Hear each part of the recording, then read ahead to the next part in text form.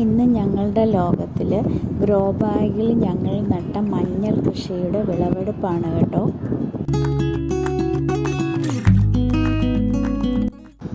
നാല് ഗ്രോ ബാഗുകളിലാണ് ഞങ്ങൾ മഞ്ഞൾ കൃഷി ചെയ്തത്. അതിൽ എല്ലാം കൂടെ പറിച്ചപ്പോൾ ഇത്രയധികം ഞങ്ങൾക്ക് കിട്ടി.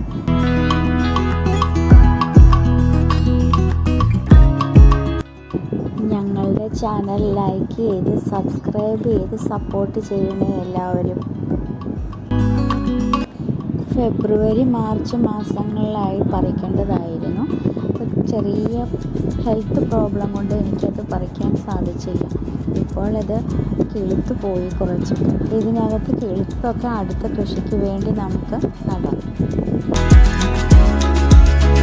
ഇത് കഴുകി വൃത്തിയാക്കിയതാണ് ഈ ബേസണിലേക്ക് ഇട്ടിരിക്കുന്നത്.